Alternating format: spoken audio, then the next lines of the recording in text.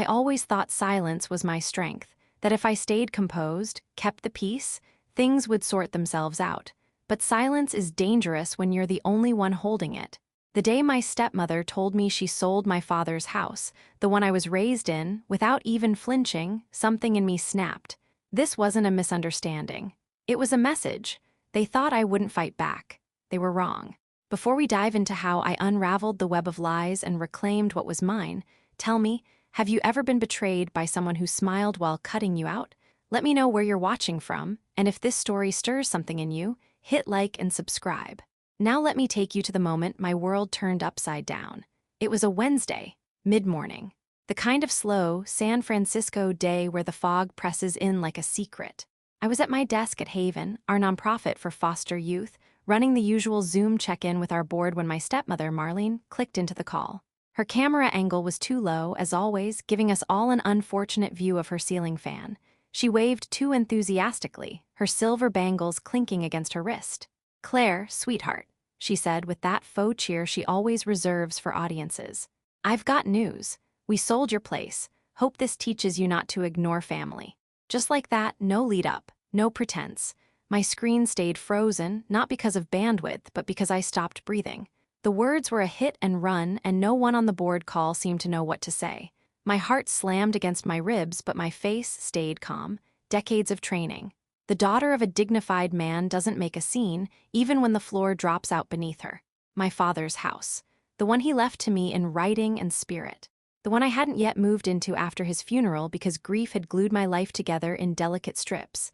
I smiled tight, almost polite, and ended the Zoom call without a word. My hands were ice. I clicked open my phone and scrolled to my father's lawyer, Alan Weiss. I hadn't called him since the funeral. I hadn't needed to, until now. He answered on the third ring. "Claire, it's been too long. Marlene just told me she sold the house," I said, my voice flat. A pause. "She what?" "Said it's sold," and she smiled when she said it. Alan swore under his breath. "She doesn't have authority, not unless," he stopped. "Claire, when was the last time you reviewed the estate documents?" "I trusted they were intact," I said quietly. "He left it to me." "I'll look into it immediately," Alan said. "Come by tomorrow, we'll talk." I thanked him and hung up, staring blankly at my screen as my office spun in silence. Out on the wall behind me, our mission statement glared back. Empower. Protect, restore. And yet, here I was, robbed in daylight, silently unraveling. But that's the thing about being underestimated. It's a mistake they'll only make once. The next morning, the air in San Francisco felt unusually brittle. I walked through the Mission District toward a little corner cafe Alan favored, the one with handwritten menus and eucalyptus sprigs tucked into every napkin jar. It didn't matter that my heart had barely stopped racing since yesterday. I kept my pace measured. That was the rule, never let them see you sweat. Alan was already seated when I arrived, wearing a tired navy sweater and clutching a folder that looked too heavy for just a real estate transaction. He stood to greet me with a half embrace, then gestured for me to sit. "They moved fast," he said grimly. "Too fast." I nodded. "That's Marlene's specialty." Alan opened the folder and spread out several documents across the tiny marble table. One of them bore my father's signature. I knew it the way I knew my own heartbeat. "This," he said, pointing, "is a power of attorney. It was filed a month before your father passed. It grants Marlene full rights to act on his behalf, including property sales." I stared at it. My father's name floated across the line in bold black ink, but something about the way the R in Robert curved felt off. Too stiff, too careful. "That's not real," I said before I even realized I'd spoken.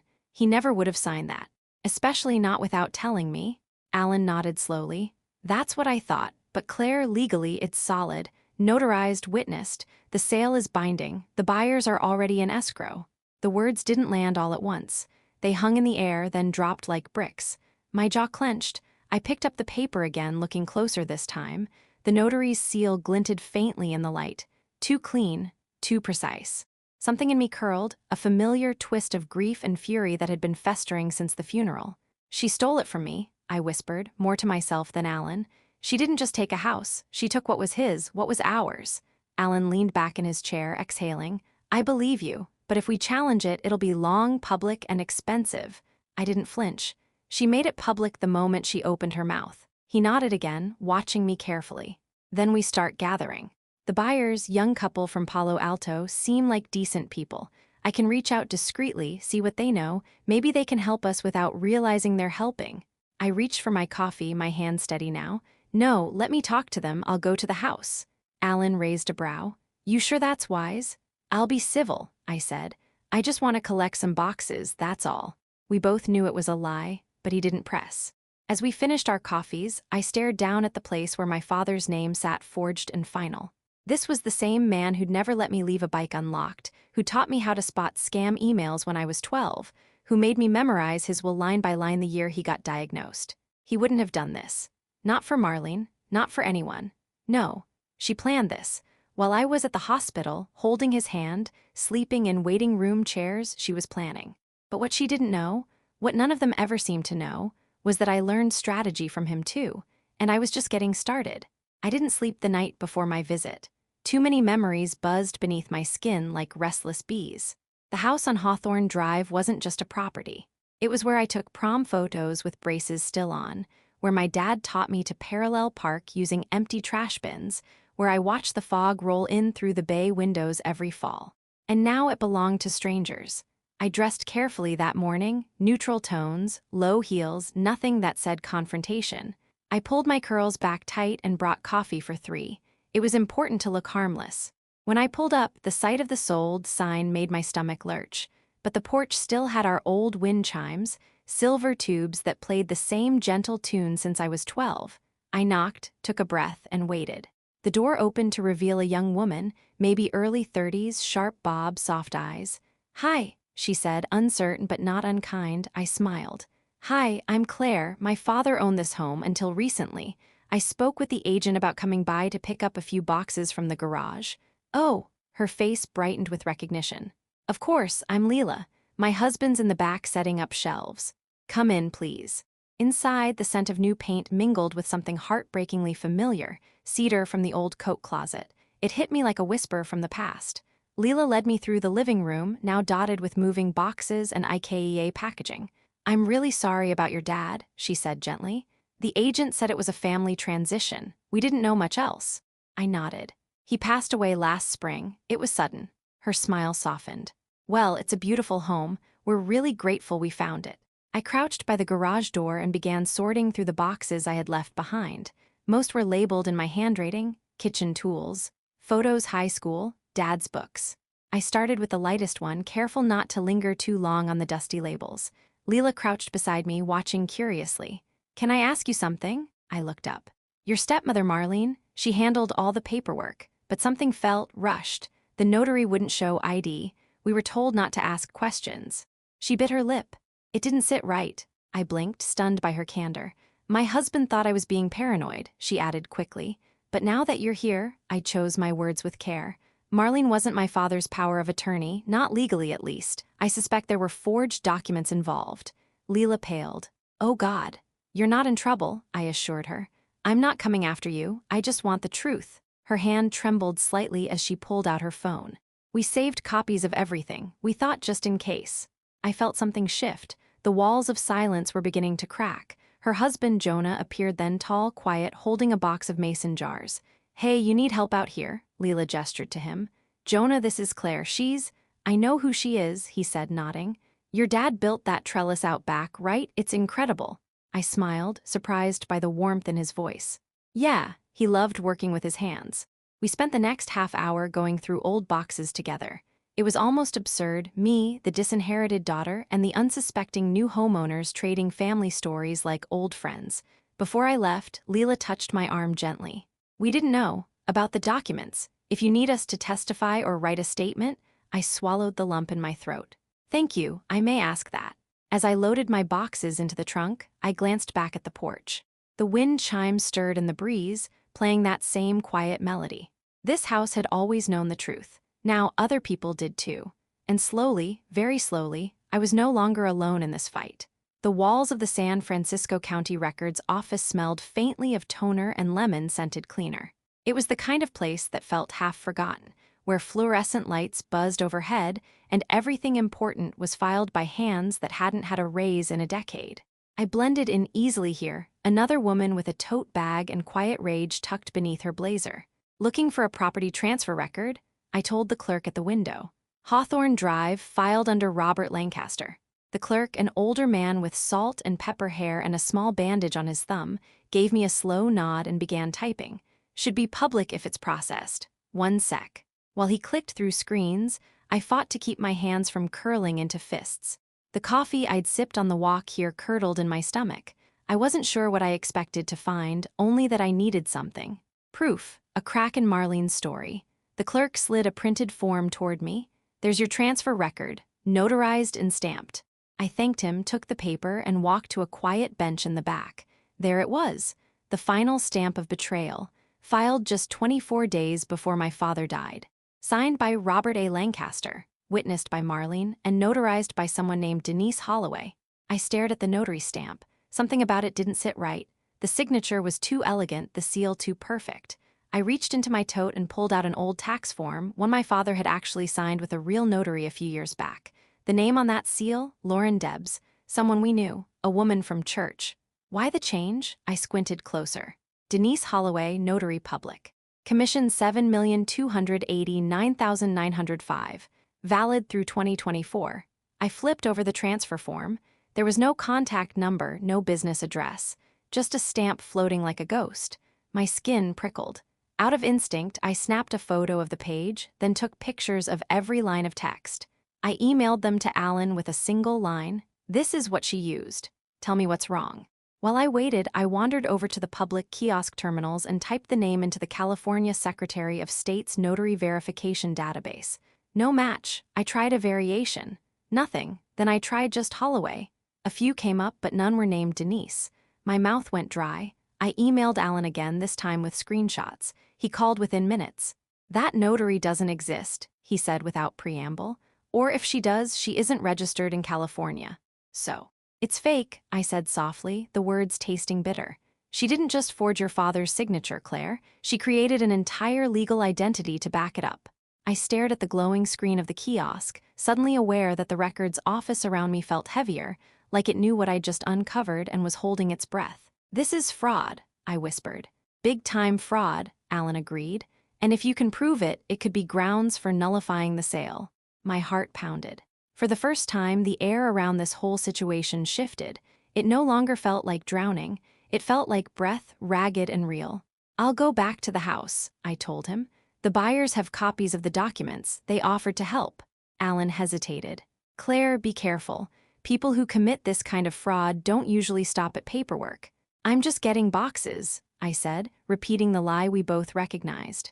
After we hung up, I lingered in the records room for another 10 minutes, replaying Marlene's voice in my head.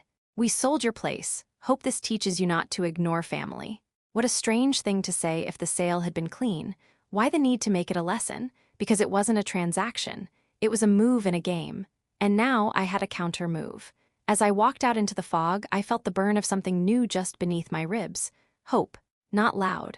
Not shiny. But sharp enough to cut through everything she'd tried to bury. Golden Gate Park is where I go when I need to breathe without explaining myself. The air always smells faintly of eucalyptus and wet bark. Even when the city's buzzing, the trails cut through silence like threads. On Saturday morning, I laced up my running shoes and headed toward the trail near Stowe Lake, where the trees curl in like sentinels. Jogging used to be our thing. Dad and me. We weren't fast, we weren't even very consistent, but we always made it to the rose garden by the hour mark, where he'd stop to smell every variety like it was his job. You can't rush joy, he'd tell me, pretending to take notes. He loved the peach-colored ones best.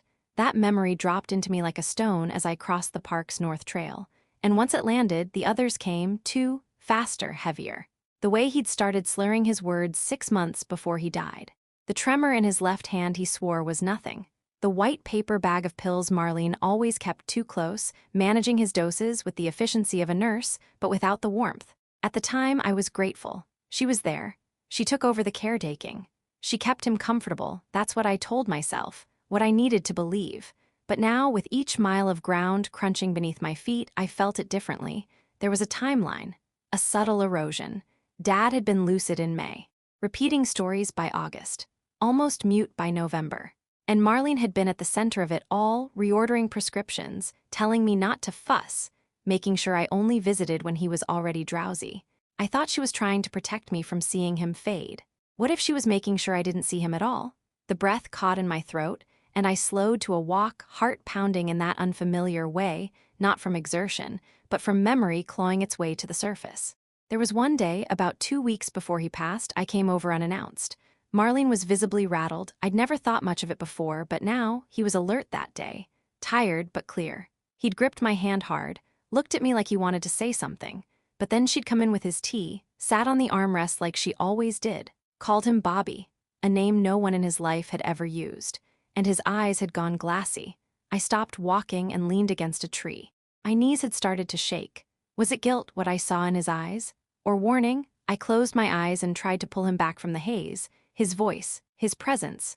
What had he wanted to tell me? And why hadn't I pushed? Maybe because I wanted to believe in the easier version of things.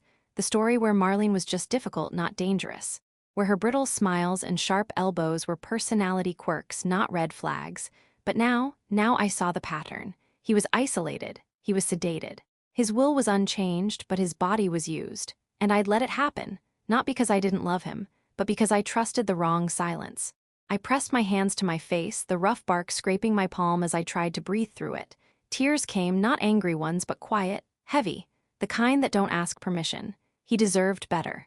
The city noises crept in from the distance, kids laughing, a dog barking, a saxophone wailing somewhere near the hate, but inside me it was just him. His voice, his quiet grace, his way of listening more than he spoke. I didn't have proof yet, not of what Marlene did in those final weeks, but I had enough. Enough to question, enough to chase, enough to remember who he was before she made him small, and that was where the shift happened. Not rage, not revenge, resolve. I wasn't jogging anymore. I was hunting answers, and I wasn't going to stop until I got them. The door to his office still had the old sticker peeling in the corner, Veterans for Justice, and the faint smell of stale coffee and printer ink lingered in the hallway. I hadn't seen Marcus Hale in 4 years. Not since we'd helped place his daughter into emergency housing during her escape from an abusive ex. Back then, he'd looked like a man unraveling. Today, he looked like someone who'd stitched himself back together one jagged line at a time. He stood when I walked in. "Claire Lancaster," he said, voice low, deliberate. "Haven saint with steel in her spine." I smiled. "Marcus Hale, I was hoping you'd still be here." "I've got nowhere else to go," he shrugged. "Retirement's boring. Besides, chasing liars is more satisfying." He gestured to the worn chair across from his desk, then poured 2 cups of lukewarm coffee without asking. Just like that, we were back in sync. Quiet understanding. No pleasantries necessary. I took a sip and let the bitterness ground me. "I need your help, and I need discretion." He raised an eyebrow but didn't interrupt. "It's about my father's estate," I said. "It was taken from me, illegally. My stepmother forged documents, fabricated a notary, and sold the house before the ink on his death certificate was dry." He leaned back, hands steepled. "That's a hell of a claim." "I have proof," I said, pulling the folder from my bag and laying out copies of the forged power of attorney, the mismatched notary stamp, the property transfer. She didn't just cheat the system, she built her own. Marcus studied the documents silently. Then he picked up the photo I'd taken of the notary seal and gave a low whistle. "Seen fakes like this before," he muttered, "but not outside of probate scams in Florida. This is advanced." "She planned it," I said. "She had to have started before my father even got sick." Marcus tapped the edge of the paper. "That takes money, connections, a lot of confidence that no one would ask questions." "She always had confidence," I said flatly.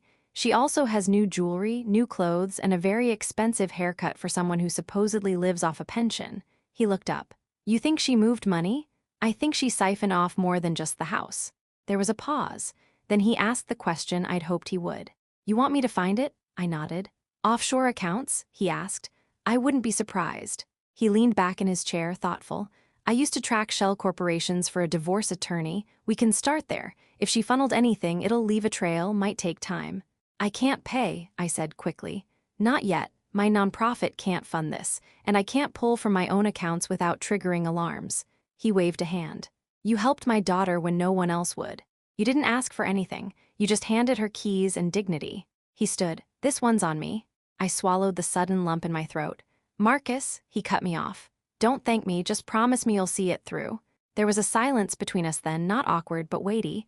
2 people who knew the cost of trusting the wrong people, now building something sharper than vengeance, purpose. "What do you need from me?" I asked. Names, account numbers, anything she touched before the sale. Phone records. Emails, if she left fingerprints, we'll find them. I nodded. I have access to my father's old financial statements. I'll pull what I can. And Claire? He added as I moved toward the door. I turned. Don't play fair, she didn't. That night, I sat on my apartment floor, surrounded by boxes I hadn't opened since the funeral. I dug through paperwork, scanned every line of every bank record, hunting for patterns. Donations made in round numbers to faceless charities. A wire transfer marked consulting fee. All logged in Marlene's neat, slanted script. Each line a breadcrumb, each one dragging her closer to exposure. And for the first time in weeks, I felt like I was no longer reacting. I was building something, not revenge, a reckoning. By Tuesday, Marcus had a rhythm. He called each morning at precisely 9:17 a.m., just after his second cup of coffee, but before his first cigarette. His voice always came through the line low, matter of fact, like we were discussing plumbing issues instead of uncovering fraud. Found something, he said this time. You might want to sit down. I was already sitting, hunched over my laptop in a corner booth at the nonprofit, trying to act like I was working on donor reports. I swiveled away from the screen and pulled my coat tighter. She opened a new account in Nevada 6 weeks before the house sold, Marcus said, under a maiden name. Deposits started showing up monthly. Clean, round numbers, my guess, that's where she parked the first chunks. Amounts? I asked. The big one came right after escrow closed, $214,000. I closed my eyes. He continued. Another $18,000 trickled in across 3 weeks, likely siphoned off smaller accounts so it didn't raise alarms.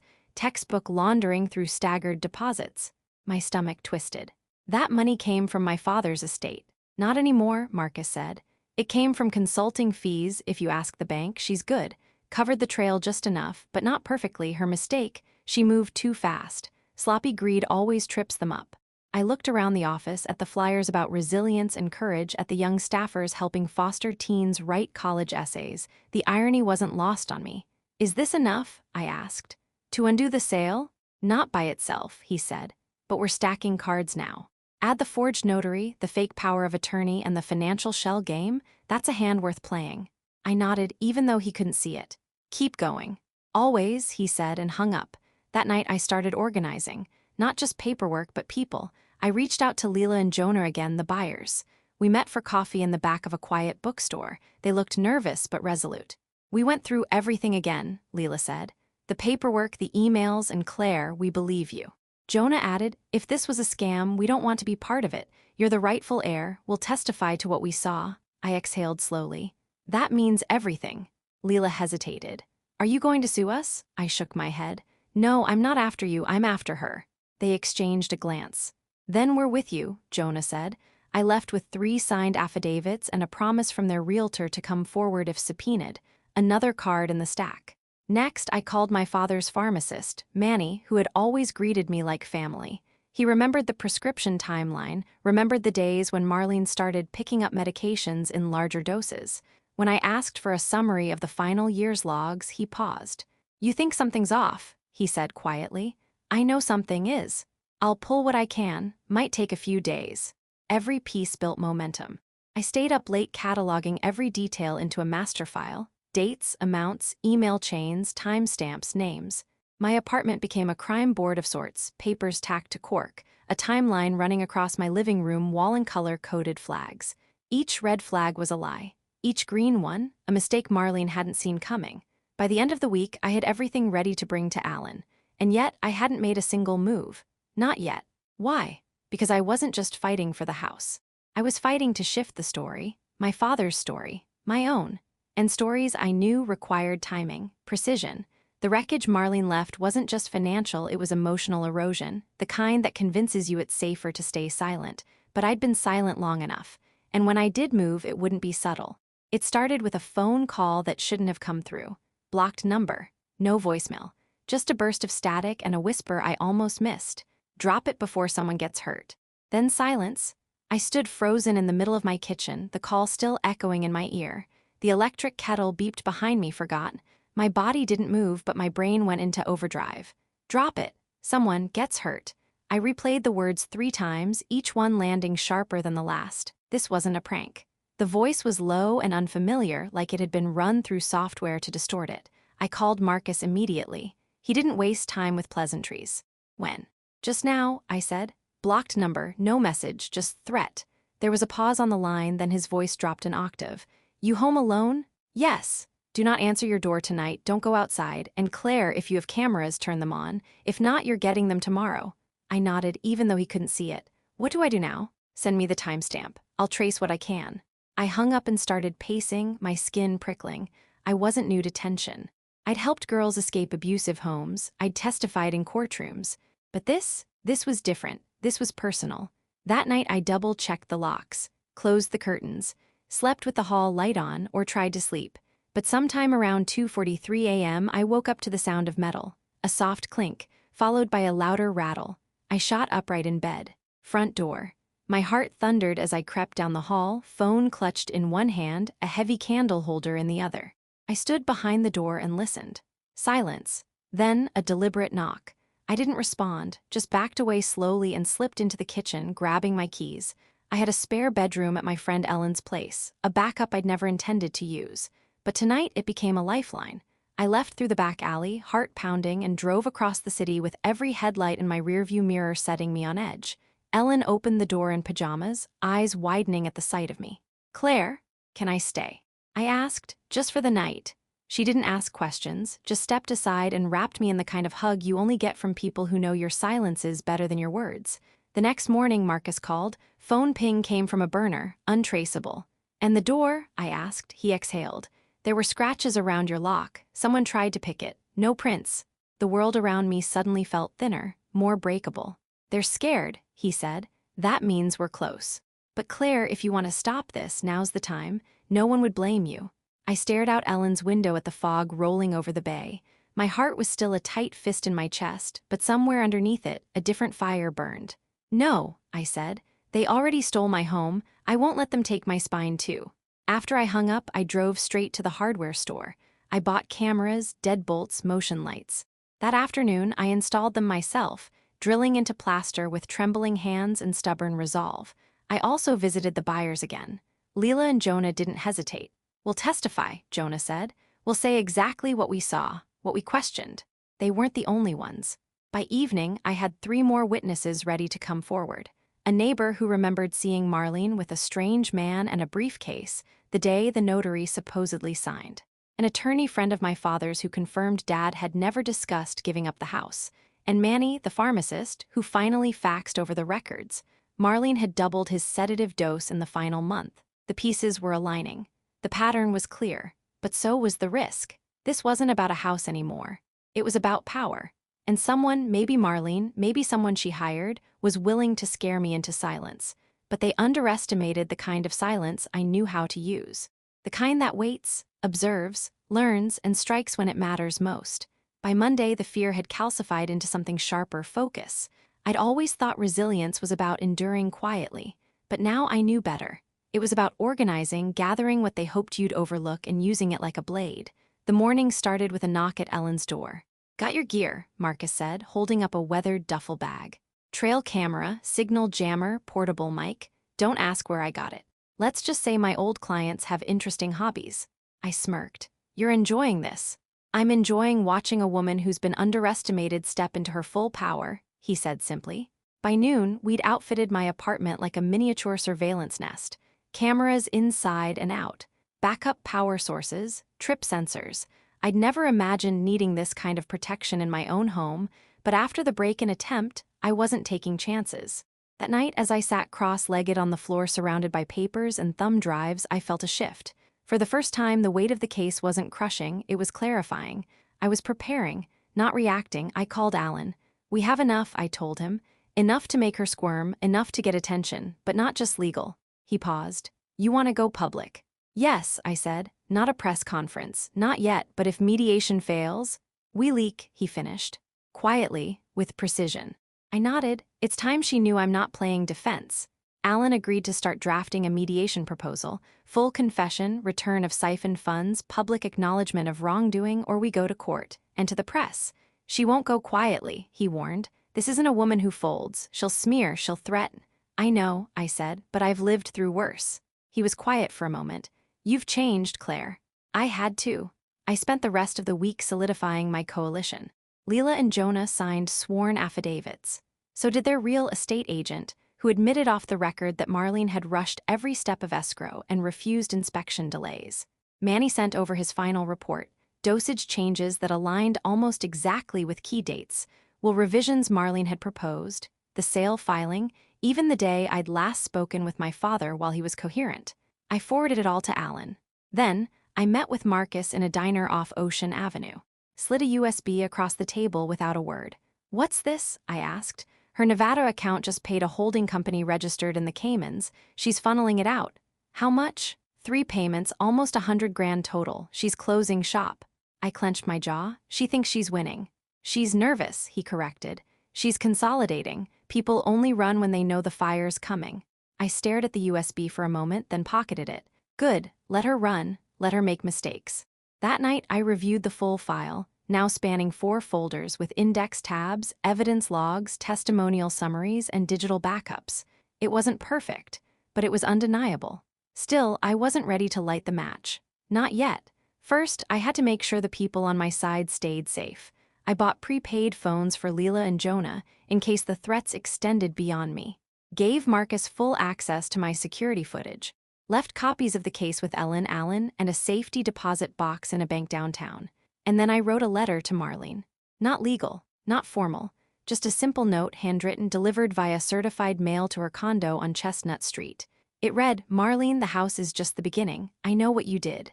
And soon everyone else will too.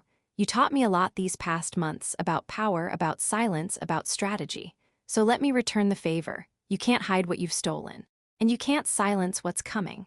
Claire then I waited for her next move, because mine was already in motion.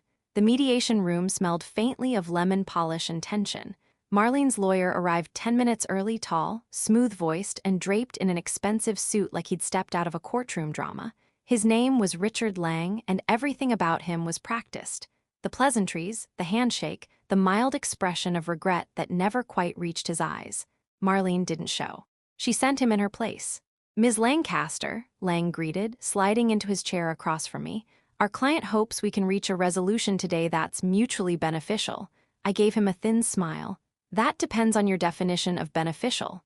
Alan sat beside me, his calm presence a quiet anchor. He had warned me what to expect, that they'd come in with a settlement, probably sizable, but designed to silence. And he'd been right. Lang opened his briefcase with a deliberate flourish and placed a thin folder in front of me. $325,000, he said, transferred upon agreement. No admission of wrongdoing, of course, simply a gesture of closure. I didn't touch the folder. "And in exchange?" I asked. He folded his hands.